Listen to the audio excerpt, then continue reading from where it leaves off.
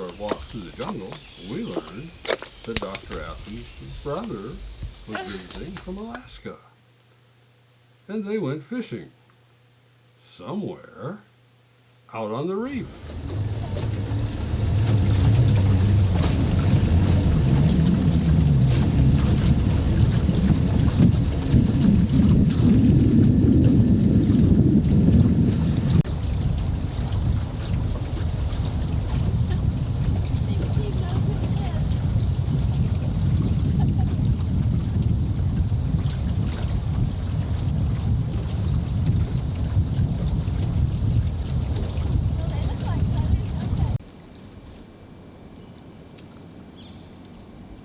Stop here before we go through that, huh? All right.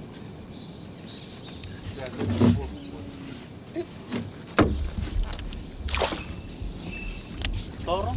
Dorong. Dorong. Dorong.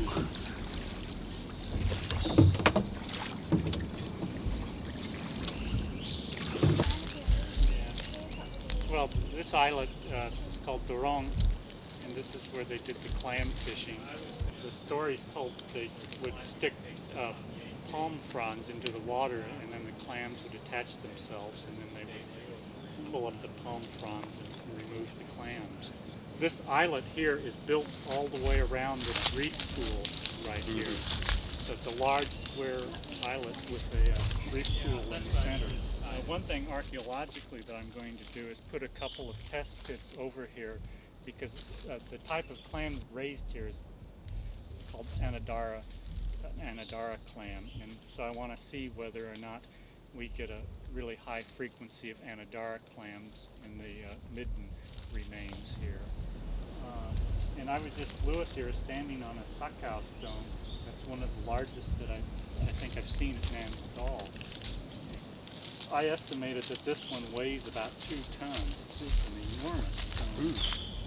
And this is a really special platform here, and the reason it's so special is because they had built a wall right around the platform. I've never seen that kind of construction anyplace else. But one would assume that a very special kind of person must have lived here, perhaps one of the high priests or a person that belonged to the nobility or the Sadalur ruling dynasty. I don't know. It's something really special, but I really don't know. And see, there are another 10 of these little things, but smaller than this, scattered around. Would they let water into the pool? Well, that's what one person told me. One Pohnpeian older man said he thought it was to let fresh seawater in for raising the clams. But I don't know if that's the real reason. I saw one of these on one other islet too.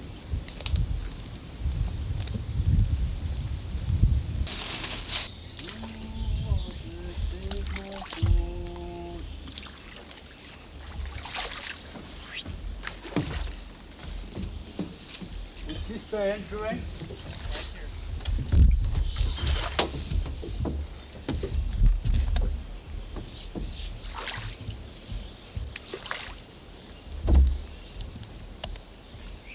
When I touch cover of this.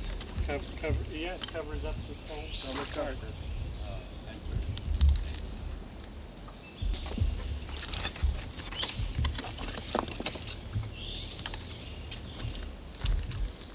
Well, this big mound is evidently built up as a result of the accumulation of refuse from the preparation of stone ovens, in which they would prepare turtle, and then they would distribute the meat as part of a ceremony for propitiating the sacred eel. That was called the Nan Madol eel, and this was the site where they prepared the stone oven to cook the turtle.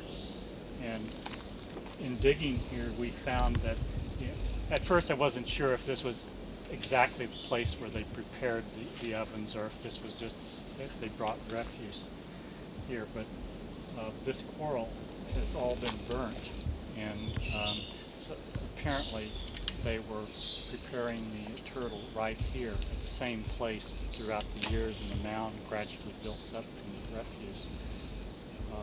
And it's interesting too that before we excavated, I thought it was really curious that, you know, we had all this coral residue, because nowadays the only ovens you see are used. They use the basalt stone for making the oven, the ooms. But here, once we started digging and we were able to see that the coral had been burnt, we were able to see that they were using coral and not the basalt for the ovens.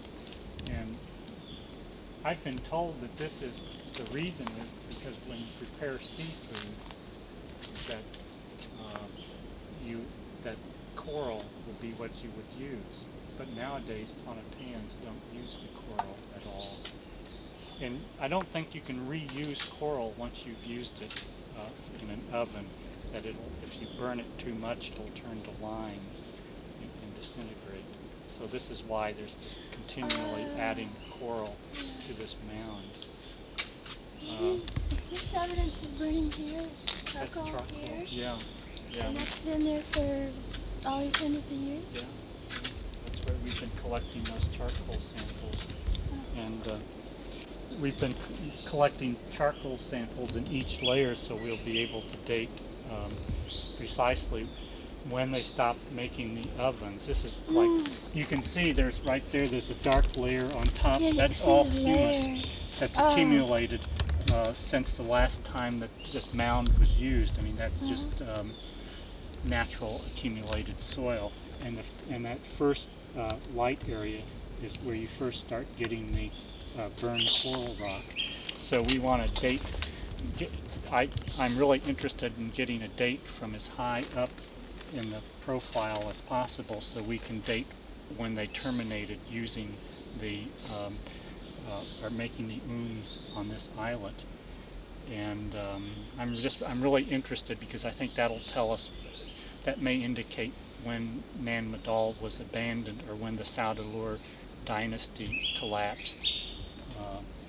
And then, of course, when we get down at the base, I'm interested in finding out when this first began, to find out when, at least I think it will tell us when the Saudalur dynasty got going in the full sense of you know, what we see here.